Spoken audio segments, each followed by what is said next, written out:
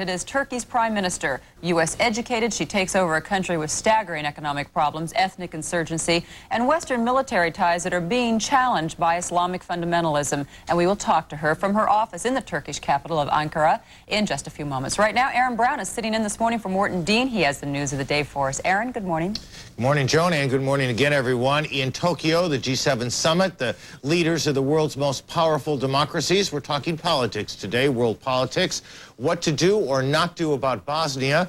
And later in the summit, they must decide what to do or not do about Russia and all the cash that Russian President Boris Yeltsin would like to bring home with him. ABC's Ann Compton is in Tokyo this morning, and she joins us from there. Good morning, Annie.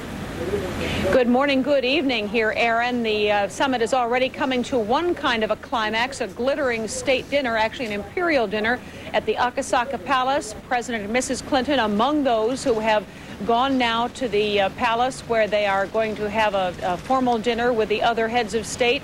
And one other special guest who has arrived for this G7 meeting. Boris Yeltsin, the president of Russia, has arrived. He, of course, is here not as a full member of the Western industrialized world, but one with his hand out. President Yeltsin has begun his consultations with the leaders here, asking for economic help for his political reforms. And the G7 leaders have had yet another session in their work on both political and economic communiques, which we are told this evening will give Boris Yeltsin, yield him about $3 billion in aid. All of the money Yeltsin will get will go toward helping large Russian industries come under private hands. That should help strengthen his economy. Aaron? $3 billion, what he hoped to get, or was he hoping for more? Well, the spin the White House is putting on it tonight, it's $3 billion over a very concentrated period of only 18 months instead of $4 billion over a longer period of time. It still isn't close to what Boris Yeltsin wanted or needed to really revitalize his economic reforms. But remember, the point of this G7 summit, all of the benefactors are having their own personal money problems at home, so there wasn't a lot of cash that Yeltsin could expect. A lot of this will, in fact, come from international banking organizations. And thanks. ABC's Ann Compton in Tokyo this morning. World News Tonight, I'll have a wrap-up of all of the day's summit developments. Tonight, Peter Jennings reports on the Japanese Farming Center of Nagano. That's tonight on World News Tonight. Also this morning, American Marines are back on the ground in Somalia. The United Nations and White House officials confirmed this morning that about 300 U.S. Marines went ashore in the northern part of Somalia, a town called Basaso. They went ashore on Tuesday. A UN spokesman says it is a humanitarian mission. The primary task to rebuild a port facility that was destroyed by fire last week. Southern Lebanon, 2 Israeli soldiers reportedly were killed, 3 others wounded in what's being described as a remote-controlled bomb attack. Sources in Israel's self-proclaimed security zone say pro-Iranian guerrillas were responsible for the attack. In the United States, the Mississippi River appears to be unstoppable. As the rain keeps falling in the upper Midwest, the floodwaters are pushing more families out of their homes, and the levees in some areas cannot withstand the power of the river. ABC's Aaron Hayes is live this morning in West Alton, Missouri, where the residents were evacuated yesterday. Good morning, Aaron. Good morning, Aaron. Now, West Alton, Missouri isn't entirely underwater yet, but the worry is that it will be. Part of the levee that protects this town broke last night. That was despite the best efforts of workers who had removed sandbags from the top of the levee in an effort to release the pressure on it. But it wasn't enough, obviously. So it is expected that the Mississippi River will fill this valley and the rest of West Alton, Missouri by the time it crests. Aaron? All right, we've got West Alton evacuated. Are there other towns and cities being evacuated generally in that area? Yes, there are. One of the biggest right now is St. Charles City, about 20 miles away from here. It's a little different situation. It's the Missouri River that has them worried, and they asked about 100 or so of their residents to evacuate late last night. Police had rolled through St. Charles last night, pushing folks here to get moving. Those who live in mobile homes were asked to move them out. Families were packing their belongings into trucks well into the night. Word is that 2,000 or 3,000 more people will probably be asked to evacuate later today. Heavy rains in the area yesterday are expected to keep the Missouri and the Mississippi both rising. Aaron? Aaron, thank you. ABC's Aaron Hayes in West Alton this morning. And the weather is only going to get worse on the East Coast as well. A heat wave is broiling people from Maine to Georgia. In Boston, the mercury hit 96 degrees yesterday, breaking a record that stood for 110 years. And the heat will stay around here for the next week or so. Spencer will have the weather for the country, all of it, coming up a little bit later on Good Morning America. We should tell you, too, that Hurricane Calvin is now Tropical Storm Calvin, and it is headed for the Baja California. On its way up Mexico's Pacific coast, the storm's winds and waves smashed into some of the country's most popular beach resorts. Calvin has already killed 28 people in Mexico, left 18,000 people homeless. The Coast Guard has intercepted several more ships containing suspected illegal Chinese immigrants. 3 ships with a total of about 650 Chinese aboard were stopped and boarded off the coast of Mexico by the Coast Guard. No decision has been made whether to tow the ships to the United States or simply turn them around. The first indictment has been issued in the alleged plot to bomb the UN and other major targets here in New York City. The federal indictment names 9 men arrested earlier and a 10th man, identified only as Waid, who is a fugitive. It gives no details about him except to say that he met with some of the defendants at a house where bombs were being made. And finally, we can tell you that someone beat the 55 million to 1 odds in last night's Powerball lottery. Millions of tickets were sold in 14 states in the District of Columbia for a crack at $110 million first prize. This morning, lottery officials announced there is just 1 winning ticket, 1, sold in the state of Wisconsin, no name yet. But you can bet that person will have a good many friends before the day is out. That's the news and wishful thinking at the top of the hour. Joan and Spencer. Absolutely. Yeah, thanks. it's my cousin who won that. Yeah, that's the ticket. You haven't been out in Wisconsin buying tickets, have you? No. All right. Thanks, Aaron.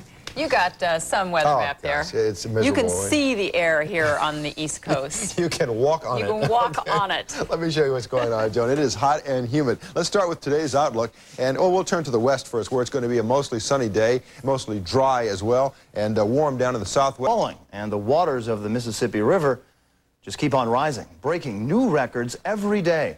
Now, for a while at least, the folks in the St. Louis suburb of West Alton, Missouri, thought they were safe. But they weren't. Denise Richardson is in Missouri with a look at the impact of the mighty Mississippi on this one small Midwestern town. Good morning, Denise. Good morning, Bill, and thank you. Absolutely, some of the residents are actually causing more havoc than they should. A representative for the Missouri State Water Patrol told me that overnight, a man crashed his boat through the sandbags, causing water to spill over the levee. And as we see here, as calm as it looks this morning, the water appears to be continuing relentlessly.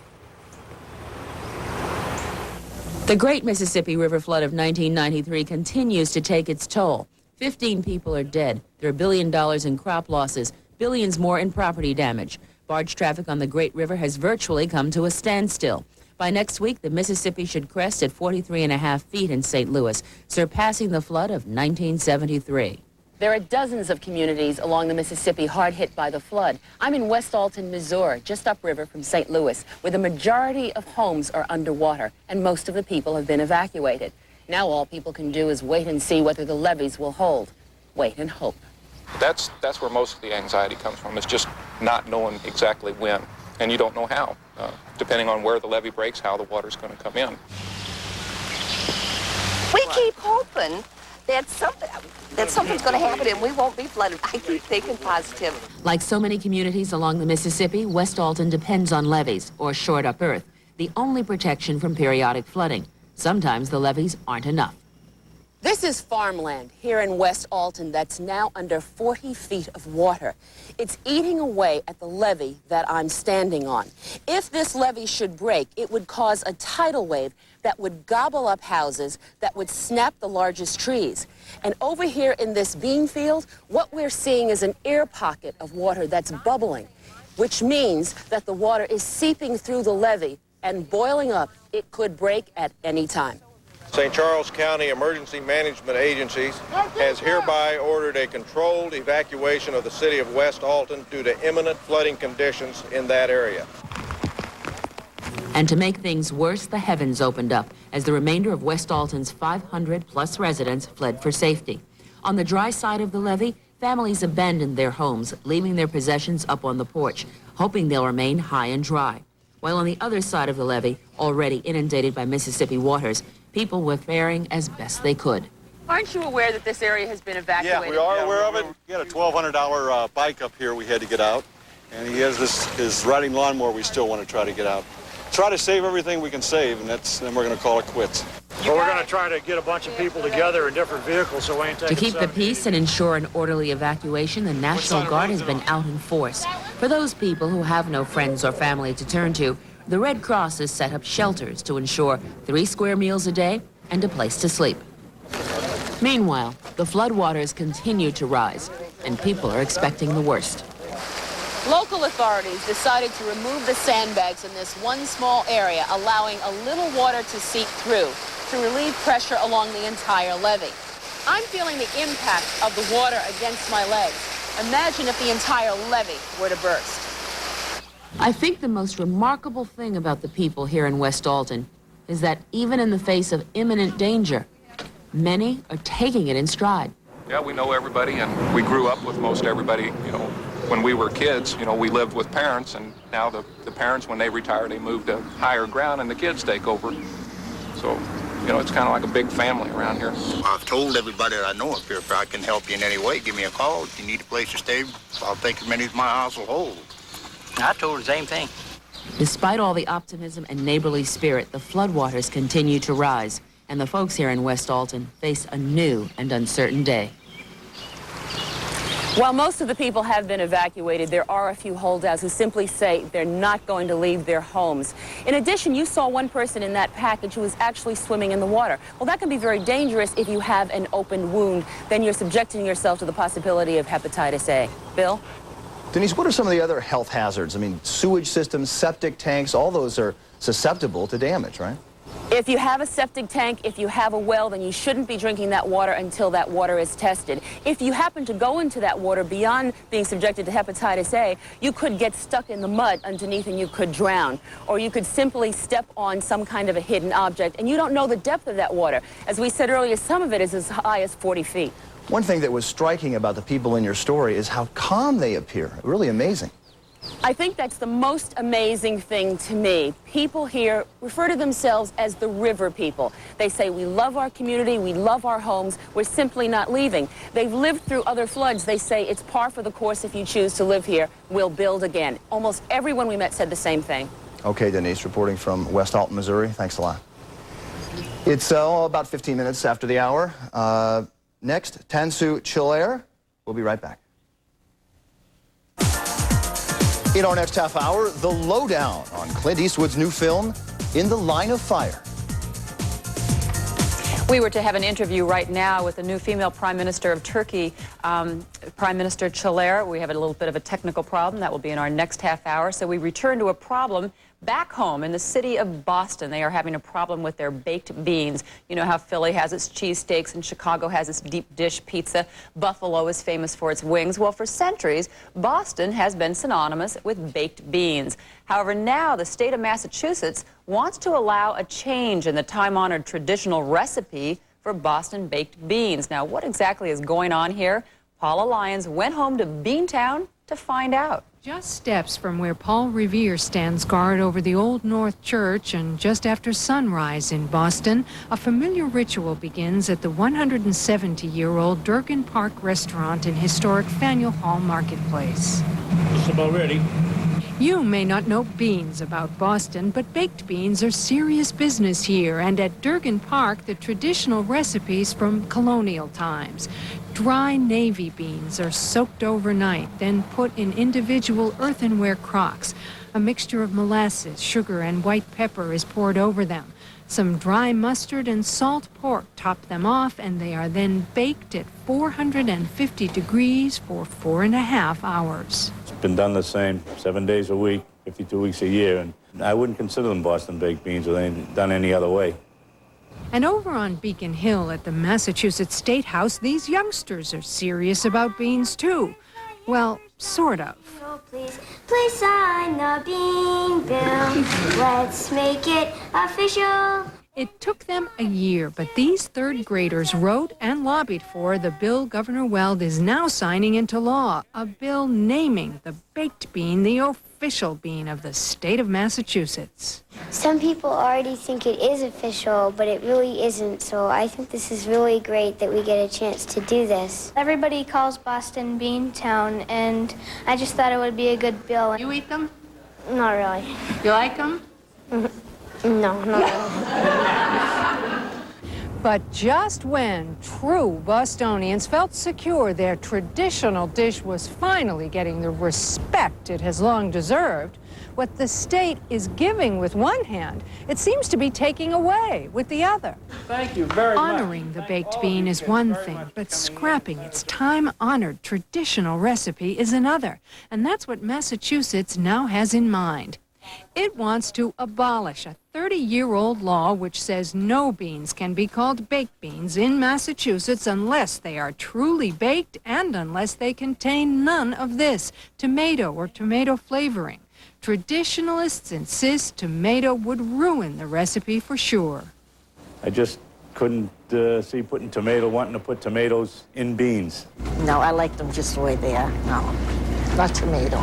But our own Julia Child, Massachusetts resident and cook extraordinaire, disagrees. This is poppycock and balderdash, and I think they're very correct in scrapping the law. I've never tried putting a little tomato sauce in mine, but I shall the next time. I should think it would probably help. The Massachusetts Health Department thinks it's time to scrap the state standard in favor of the newer, more inclusive federal one. Why duplicate effort? Why legislate taste? We shouldn't be in the business of regulating recipes, and that's basically what was done 30 years ago. We're trying to repeal as many laws and regulations as we can, and this is just one of those that's on the cutting room floor. And anyway, one important reason for the law is gone. It was designed to protect Friends beans, then a local product. Friends isn't local anymore. Manufacturers should be able to make beans any way they like, says Massachusetts, as long as they're safe and wholesome. They can then advertise and let the marketplace decide. Sounds perfectly sensible, but perfectly tragic at the same time. What about history? What about tradition? Guess that doesn't add up to a hill of beans anymore, even in Boston, except perhaps at Durgan Park. I like beans. They're very good. I don't think they should change the recipe.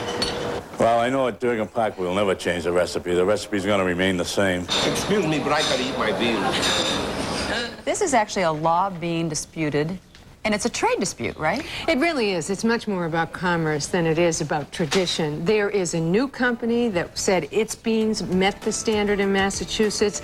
The others disputed that, asked the state to mediate, and the state said, hey, we're getting out of it we're completely. Not in this business Abolish anymore. the law. Right. All right.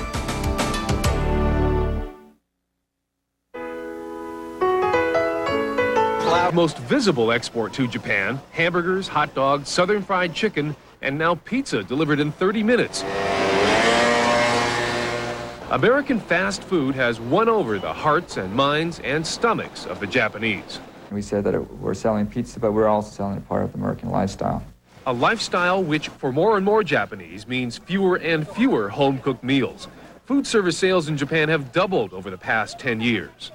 Women have a full-time job or a part-time job. It's very difficult for them to cook a meal at home. Of course, fast food in Japan goes back to the days of the samurai warrior. Delicacies like grilled octopus and bowls of noodles are still popular fare. Now, American companies are cashing in on traditional tastes. Kentucky Fried Chicken turned to baked rice balls because the Japanese didn't like mashed potatoes. This year, we've introduced potato croquettes, which are, again, a very Japanese or Asian side item, which we feel goes very well with our fried chicken. When Domino's opened its first store in Japan 8 years ago, the Japanese didn't quite know what to make of pepperoni and Italian sausage. We didn't have any pictorial representation, and so they expected a hot dog on their pizza. And pepperoni, it sounded like bell pepper, so they thought it was some form of a bell pepper. Today, the Japanese can get more familiar food like squid and tuna, and for a limited time only, Korean barbecue on their $25 medium pizza. Despite its success, American fast food has its critics in Japan, those who argue that it contains too much processed fat compared to the traditional rice and fish and bean cakes. foods which have helped the Japanese live long and healthy lives. According to government studies, a record 15% of today's Japanese children are seriously overweight. And with delivered foods on the rise, some worry that America will export yet another insidious trend, the couch potato. Company don't care each person's health condition. Fortunately, unfortunately, they don't eat pizza every day. It's a matter of culinary negotiation, but not worrisome, especially for a president with a hands-on approach. James Hattori, CBS News, Tokyo. We should point out that that was the president in a McDonald's in the United States and not in Tokyo. He hasn't stopped. He's been a little busy, I think. Yeah, doing some other kinds of house things. Call there. What is the other big story out of Tokyo in the G7? Hillary Clinton is in every single paper, not only here, but in Japan. It seems that the Japanese people are obsessed with her appearance right now because of her new haircut. Hillary dressed to thrill in Tokyo for just $17. Here's another headline. Cute Hillary awes everybody at the summit here and her $17 due. They're making a big deal out of this. They're getting a lot of play. She, I guess, is not getting $250 haircuts anymore, but $17. But a little bit later on this morning, we're going to have a segment on why Japanese women in particular are so obsessed with her appearance over there at the moment. 24 minutes before the hour. Next on CBS This Morning, some medical news for you, emergency care and your kid. Increased trade, but there's been a caveat to that. He has said that that will only come if you have human rights improved there. Will that affect how you deal with the Kurds? Well, as I said, we have first-rank citizens in this country, all of them, whatever origin they come from, are first-rank. And like, I will tell you something. This is a morning program, I know, and I will just say that if I were to marry a Kurdish people, if I had to marry, or if I did marry, nobody would have rejected that in my family. It's very common, and the Turks and the Kurds live together. In our cabinet, we have many ministers who are of Kurdish origin. We have never asked their origin. That has never made a difference to us. So all of us are living in a big harmony in the sense that we're all first-rank citizens in this country. We live here, and we also get organized here together. We do have terrorists in this country, no matter from what origin they are. And we feel that we need to fight against them together. And there are people who live in this region, in eastern part of Anatolia, who may be of Kurdish origin, but who do not like the terrorist movement in this part of the world. And towards them, we embrace them, the state embraces them, all other citizens in this country embrace them, and we have our economic programs that we're working on, and of course Turkey has been defending human rights, not in this country alone, but all over the world, including Bosnia and Herzegovina, and people are being murdered there, and we need human rights there as well. You just touched, though, on probably the other biggest issue that you'll have to contend with, and that's the economic issue there in your country. I mean, you were the economic minister there. You still got an inflation rate to contend with. How do you propose to deal with this economic challenge that you were presented with? This is our third day after the vote of confidence, and we are going to have a lot of programs that we will be putting across, but basically will be very orthodox. We need to balance our deficit, and for that we have a good privatization program that will be forthcoming. We'll move very fast because we need all the funds we can get and balance this deficit. We're lucky in the sense that we can go ahead with this privatization and raise those funds. And at the same time, of course, taxation will be moving in to build that balance. And we're going to be very orthodox in that approach as well. We will just have to put our country first. We will have to think as to what we can do for this country rather than for what we can do for ourselves first. You certainly have you have a full plate, of course, with which to contend. Just on a personal note, I think you'll always be introduced as first woman Prime Minister of Turkey. Does that put any kind of extra pressure on you? No, not really. As a human being, of course, there is some pressure, but not basically because I'm a woman. I feel that I'm confident about what we can do, and we have a certain preparation. I was a minister of the Treasury and the Economy before this, so I know the problems of the country. I was in a cabinet, and I know the problems are big, but they're big all over the world. Who doesn't have big problems, including the United States? We are determined to come over and to combat with all the problems. I think we know some of the solutions, and we'll search for the others. And I'm sure we'll be talking with you many more times in the future. The new Prime Minister of Turkey, Prime Minister Çeler. Nice to meet you. Thank you. Nice to be with you too. And Good Morning America continues. We'll have the weather coming up next. A 12-year-old makes it all the way to the Chicago Cubs. Actor Daniel Stern turns director for this one, and he plays the team's goofy batting coach. Hi, Henry. Nice to meet you, Mr. Brickma. Welcome to the big show. Now, gonna take a lot of work. Gonna take a lot of sweat. But eventually, I'm gonna mold you into one of the greatest 12-year-olds that ever played this game. You may also know Daniel Stern from the Home Alone movies and City Slickers, and he joins us, although I'm not so sure you had that much skull in your mouth in previous movie roles. Good morning. I've had many other disgusting things what all else over was in my there? body. Was there like bubblegum in there? Or was licorice. Licorice, oh yeah. Yeah. Yeah, it's a family movie. You have to have That's something. right. Well, I was semi-healthy in it. pretending, I was acting like it was tobacco, but in fact it was, although I think you can get cancer from, if you have enough licorice in your mouth for that long Oh, I'm period of sure. time. We'll be hearing about that very, very soon. So this must have been a fun picture to direct. I mean, it's every kid's fantasy to make it to the majors. It was, yeah, I couldn't tell who was having more fun, whether Thomas Ian Nicholas, who plays our kid, or all the crew. I mean, we were all out on, we shot the movie at Wrigley Field, and we had a bunch, like 50 grown men out there playing baseball, and with the real baseball players and you stuff. know what, Barry Bonds out there, Pedro Guerrero. Now, are you a baseball nut? I'm a pretty big baseball fan. I mean, my team was the Washington Senators, and they're long gone probably before you were ever even born. But you're so nice. Yeah, you're right. That's so true. But I coach my kids' little league baseball team, and I like playing more than, I don't really follow the major leagues. Line of Fire. That happens to be the name of his new movie. And Joel Siegel is here with a review. And go ahead, Joel, make our day. This film made mine, Joan. After the biggest 4th of July in Hollywood history, here comes more fireworks, a whole line of fireworks from the same studio that gave us the summer's biggest dud. Same studio, they had the right title, they just had the wrong star. Clint Eastwood is the last action hero. One of the characters in this film calls him a dinosaur. He'd feel right at home in Jurassic Park, the last of his kind. When he goes, the breed will be extinct.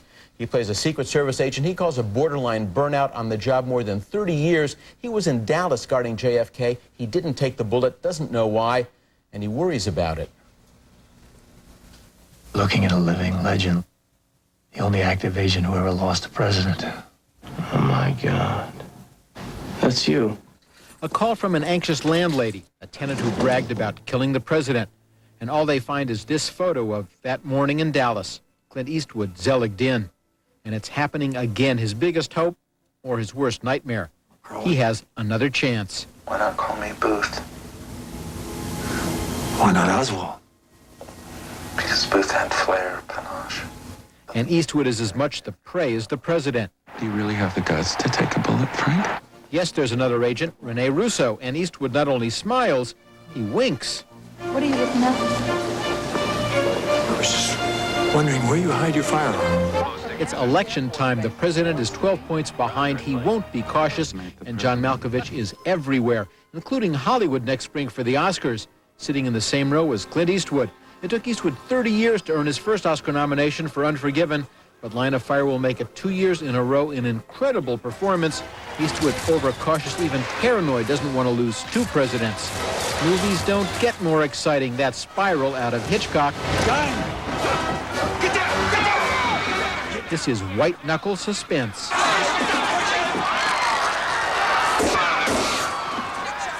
All clear. You all right, Mr. President? Okay. It was just a balloon popping, all clear. Traveler wants to continue.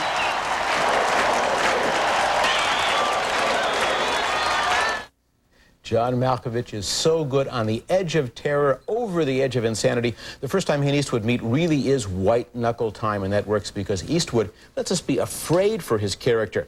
Directed with spiraling intensity and more than one reference to Hitchcock by Wolfgang Peterson, his Das Boot about a Nazi submarine, one of the best films of the 80s. But this is Clint Eastwood's movie. In one scene, he's talking about Dallas that morning, 1963. I find myself leaning toward the screen to listen better because I figure he was there, he knows. Gotcha time. He had me. He's Clint Eastwood. I love that. Line of Fire. It doesn't miss. Don't miss it. Well, it got me. I mean, I was completely taken. I was watching that screen. Terrific, Ooh, I can't terrific wait to see performance. this one. And a Great. different kind of Clint Eastwood, more vulnerable than in his past films. Yeah, instead of the macho kind, I kind of associate him with that, with the shoot 'em up movie. He's a complete actor and a great actor. Can't wait. All right, thanks. Another good one for the summer. Good Morning America continues in just a moment. Its industries, particularly the big state-owned ones.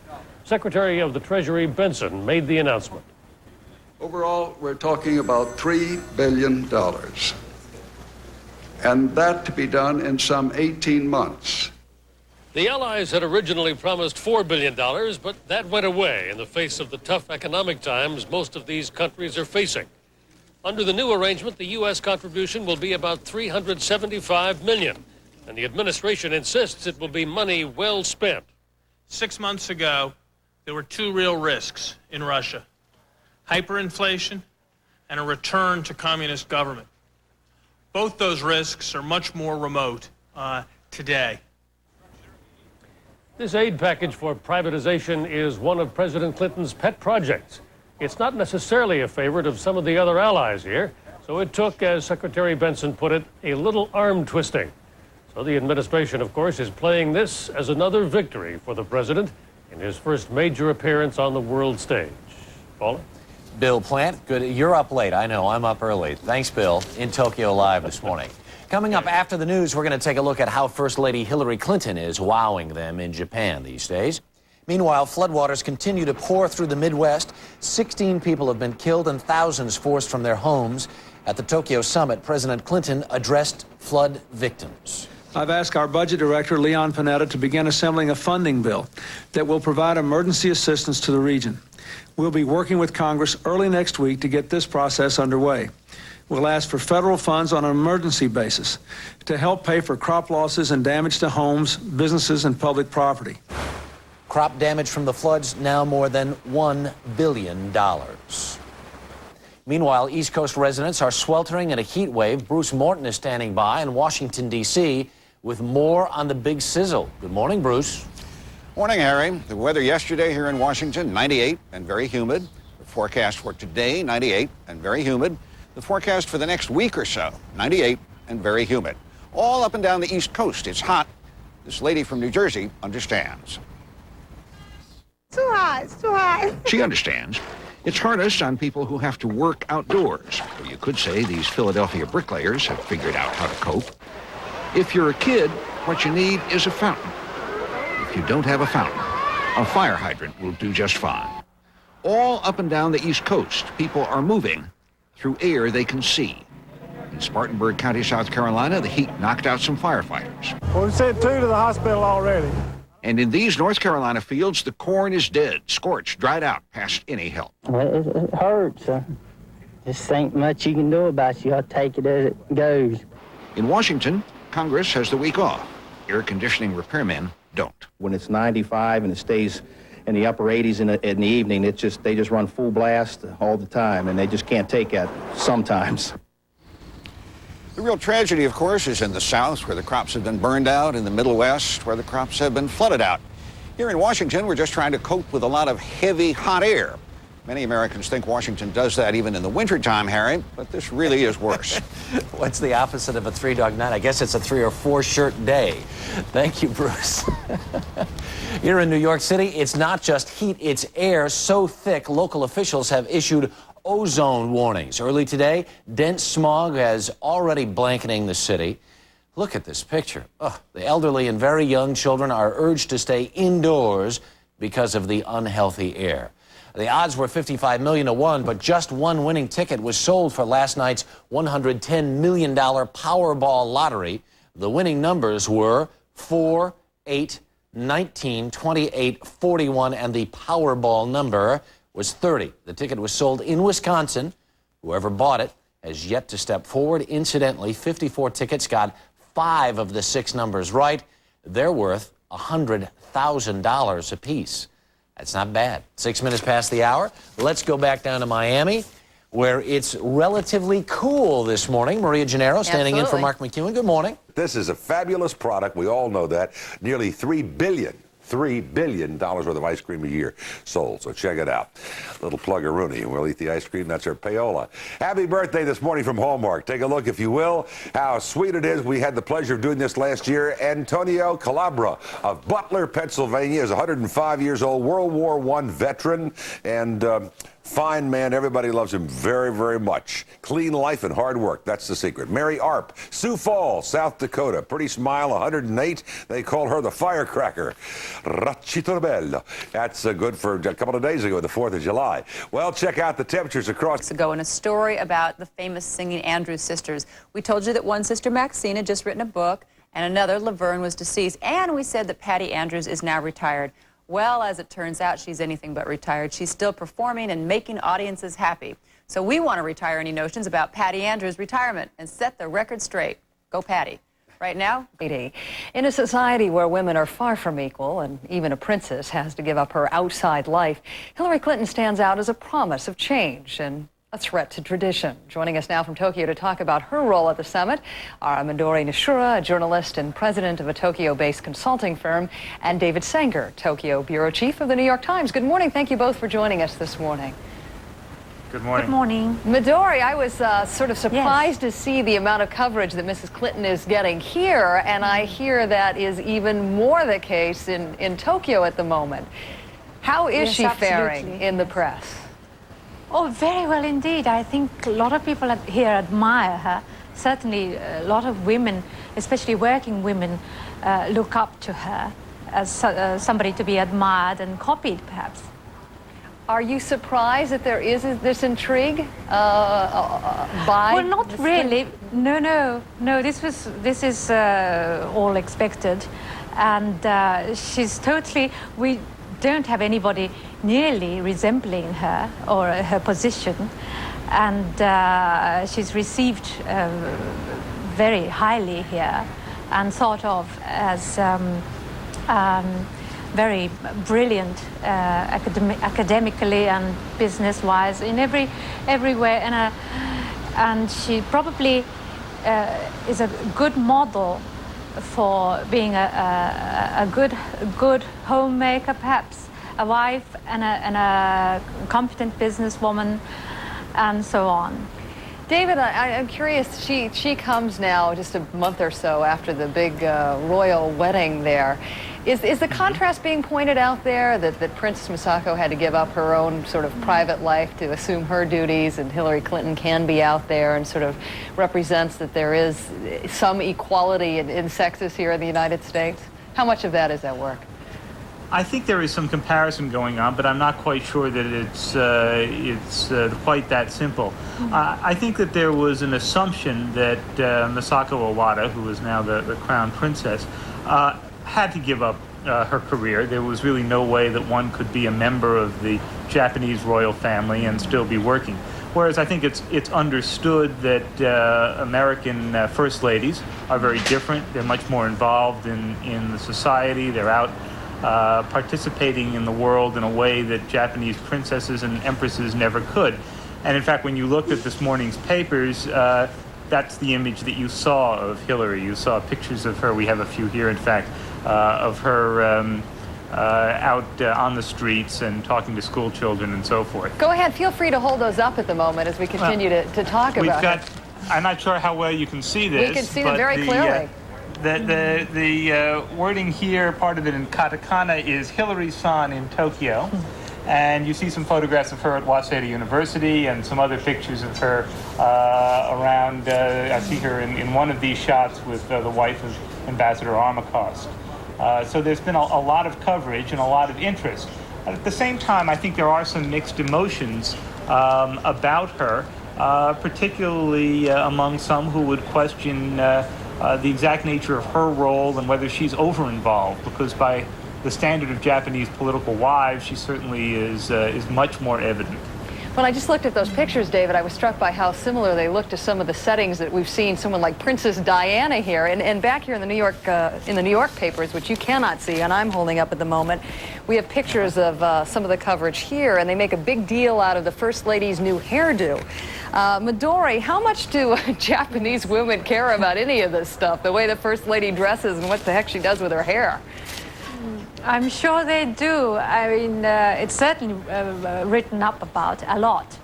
And in the papers and magazines, you already see that she has a new hairdo and in a sort of sapphire blue suit and very smart and all of these favorable comments, which is quite right too.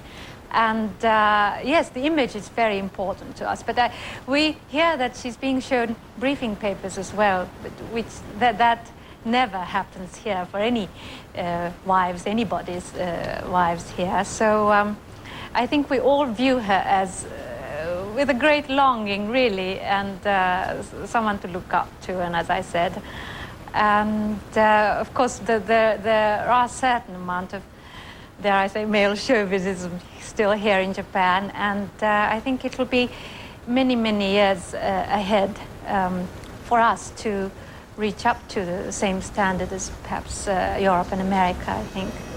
Well, Midori Nishua, thank you so much for joining us this morning, and David Sanger as well. I know you all have been busy with all these economic summit activities. Thanks again. Take care. Harry? Coming up on 16 minutes after the hour, next, heart surgeon Michael DeBakey with a book that could help you avoid a heart surgeon. And tomorrow on CBS This Morning, Robert Krulwich rises to new heights to get you the lowdown on washing windows. Plus, Herb Weisbaum gives you car batteries and a real test, and Gene Siskel recommends some courtroom dramas for the weekend. Symbols like no fat, and low cholesterol still confuse you. We've got some high-level help for you this morning. It is the Living Heart Brand Name Shopper's Guide. Dr. Michael DeBakey is among the world's foremost heart surgeons and co-author of the new book. Lynn Scott is a dietitian at Baylor Medical College and also a co-author, and they join us here in New York this morning. Good morning. Good to have you with us. Good morning. Thank you. How, if we've said it once, we've said it 100 times, so you can't say it enough, how important is it to have a low-fat diet if you want to avoid guys like you? Well, it's extremely important, both from a nutrition standpoint and from the standpoint of avoiding a very important risk factor in the development of heart disease.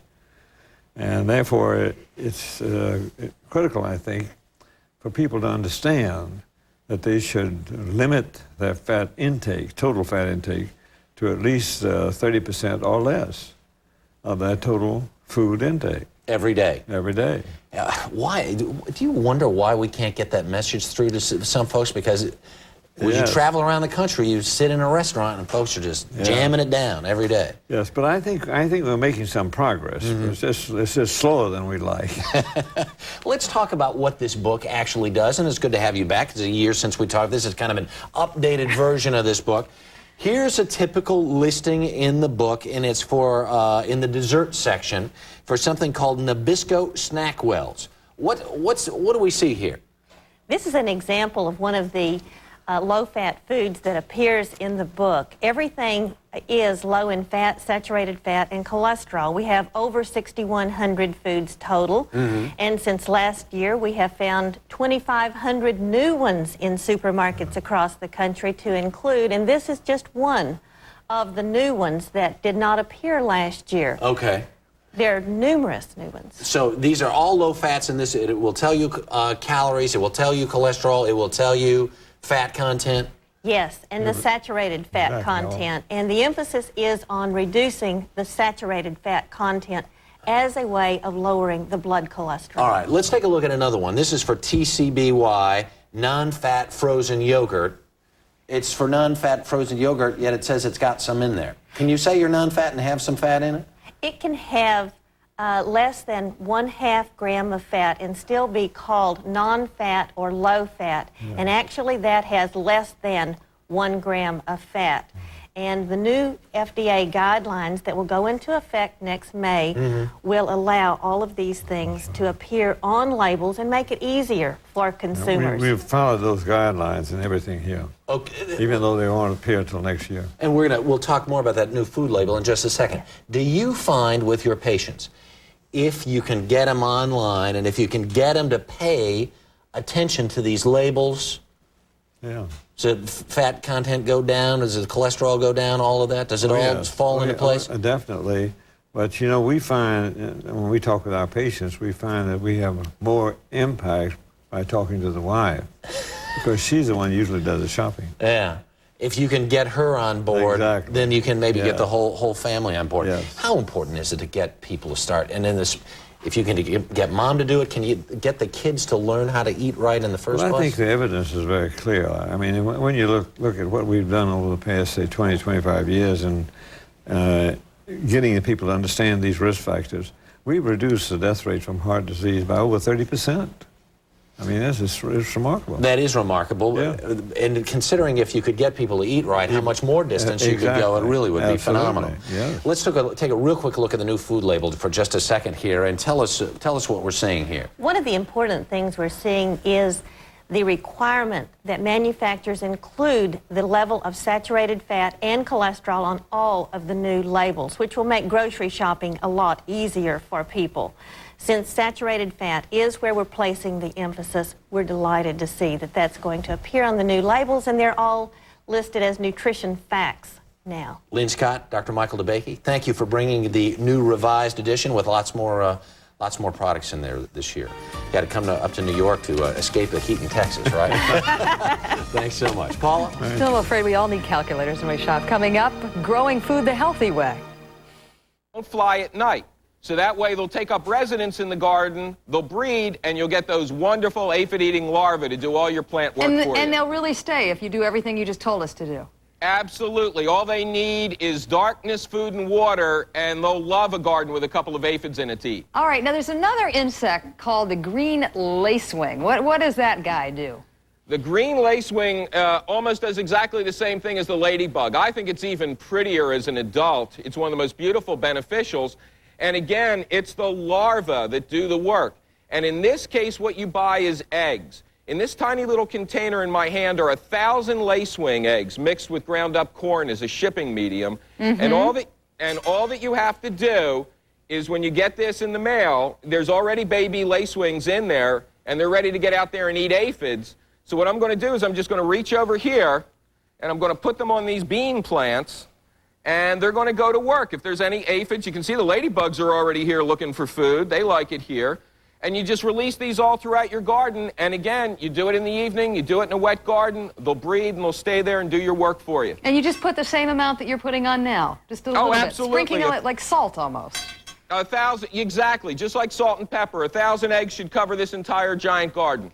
Now, the whole idea is to plant these bugs in your garden. Are there other beneficials you think that work just as well as the two you've just mentioned? Possibly the most beneficial, all the eggs are impregnated on this little card here. They're miniature predatory wasps. They're not nearly the size of wasps that sting you at picnics. These are so small, you can barely see them with a microscope. And what these are pest eggs. Right. And the adult wasps have parasitized it. So what will hatch out of this is not caterpillars, but more baby wasps. 4,000 from this card, to be specific. Wow. And what they will do is they'll kill all the caterpillars and caterpillar eggs in the garden. They're tremendous beneficial if you have caterpillar problems. I imagine you can rack up some pretty good costs buying these insects. Are there any you can just attract on your own to come to your garden? There's a lot of things you can plant in your garden that will attract beneficials naturally. Herbs like tansy and fennel, wildflowers, almost any native flowering weed will attract beneficials naturally. But there's a couple of inexpensive lures you can buy that actually lure beneficial insects to your garden as well. Like what, like traps? This one here, well, it's the same principle as traps in that there's a lure that attracts the insect, but instead of trapping it, it just brings it in and hopefully it'll find the pest insects in your garden. This one, for instance, inside this we have the scent of well-fed aphids. And what that does is that attracts an insect known as the spine soldier bug. And once he gets in your garden, He will stab and suck the life out of more than 50 different garden pests. There's very few pests that the spine soldier bug won't attack. Boy, you certainly want those around. Mike McGrath, thanks so much for your help this morning. You made that all look so easy. Well, it's not that hard. If gardening were hard, this would be a barren planet. Okay. Thanks so much again, Mike McGrath. Let's go back to Harry now. 23 minutes before the hour, the beautiful mountains of Utah and the amazing story ran for life-saving help. And Lou Dean Williams and Jake join us from their ranch in Vernal, Utah. Good morning. Good morning. You got your son Scott hanging on to Jake there. He looks like he's ready to go run around. Yeah, when he gets close to the four-wheeler, he's ready to go. He's ready to go for a good run.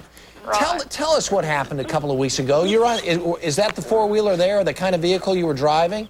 Yes, this is it. And so you're driving along, it flipped over, and what happened?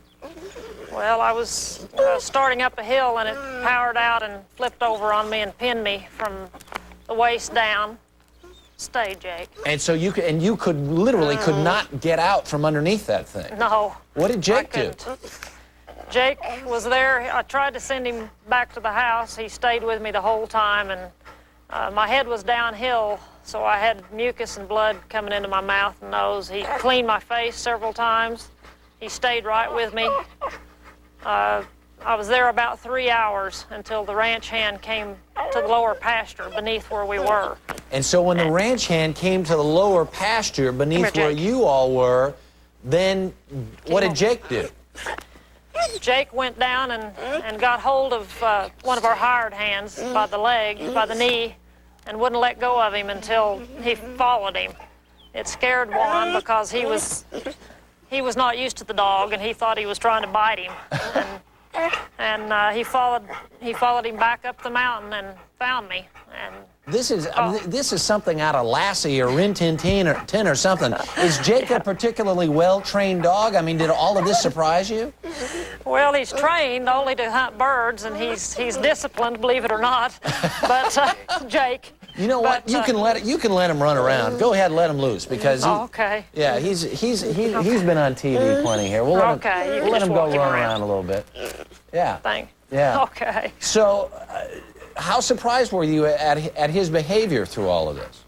It was a surprise that he went and got help. I didn't know until 2 days after I got out of the hospital. I thought that they had seen me or heard me screaming, and I found out 2 days later that the full story, the rest of the story, that Jake had gone down and gotten hold of Juan and brought him up to me. And it was a miracle. Yeah. That's how I feel about it. Well, because they say that if you'd been trapped another hour or so into that thing, you may have lost your legs. Yeah, I was completely numb. I couldn't stand up at all when they got me out, and I was dehydrated, and yeah, I was in pretty bad shape. I was just about unconscious by the time they found me. All right. Well, Lou Dean Williams, we thank you so much. Thank Jake for us, too. I hear you're spoiling him rotten now. You bet. He gets to run every day. Okay. Thank you so much.